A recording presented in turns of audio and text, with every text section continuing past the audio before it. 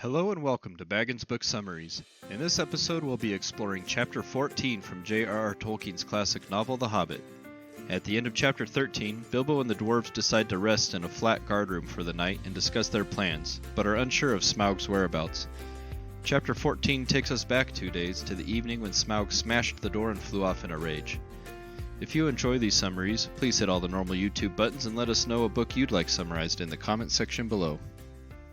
The people of the lake town Esgaroth are initially excited by the sight of lights coming from the mountain, thinking it was the king under the mountain forging gold once again, but their joy turns to fear when they realize the dragon is approaching. The town prepares for battle by cutting the bridges and arming themselves with arrows and darts. Smaug attacks the town with fire, but the people fight back with arrows. Despite their efforts, the dragon sets the town ablaze, destroying many buildings. However, the people are able to quench the fires with water. The battle between the people of Esgaroth and Smaug is fierce, but ultimately no arrow is able to bring the dragon down. Men, women, and children were fleeing the town of Esgaroth when Smaug attacked. Women and children are being loaded into boats, weapons are being abandoned, and the town is being burned to the ground.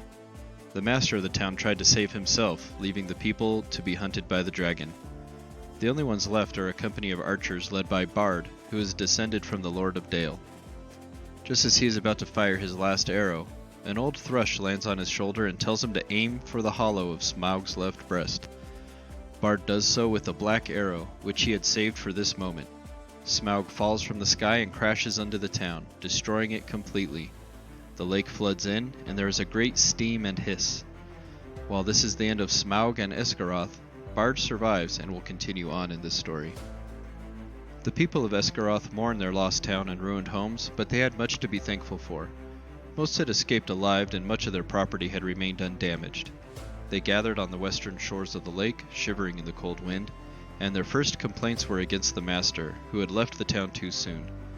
Bard the bowman steps out of the shadows and announces he is of the line of Girion, Lord of Dale and Slayer of the Dragon. The people shouted for King Bard, but the master objected, saying the people always elected old and wise masters. The people continued to shout for King Bard, and they turned their anger towards Thorin and his company. Bard urged them to focus on rebuilding the town, and they spoke of unguarded treasure in the mountain, assuming Bilbo and the dwarves perished in fire before Smaug flew down the mountain. Bard, the new leader of the men of Lake Town, sends messengers to ask for help of the Elvenking of the Wood. The Elvenking had already heard about the fall of Smaug from his own messengers and the birds that loved his folk. He had a host of spearmen and bowmen already on the move, and they quickly joined forces with Bard's men. The Elvenking sends goods ahead by water, while his host marches south to the Long Lake. When they arrive, they find the town destroyed by Smaug, and they make plans to rebuild it in a new location north of the old town. The men of arms and the Elvenking's array get ready to march north to the mountain, and in 11 days they reach the desolate lands. The fall of Smaug and the destruction of Esgaroth marked a turning point in the story, as it set the stage for the next chapter in the journey. While the people of Esgaroth mourned their lost homes and properties, they were grateful to have survived the dragon's attack. Bard, the descendant of the Lord of Dale, emerged as a hero after slaying Smaug with a black arrow. He became the new leader of the men of Lake Town and urged them to focus on rebuilding their town and preparing for the upcoming fight against the goblins. With the help of the Elvenking and his army, they set out towards the mountain to claim their share of the treasure. The fall of Smaug had far-reaching consequences that would continue to shape the course of the story, and the people of Esgaroth had played a significant role in it. We hope you enjoyed this episode of Baggins Book Summaries. If you did, please give us a thumbs up, leave a comment, and let us know what you think.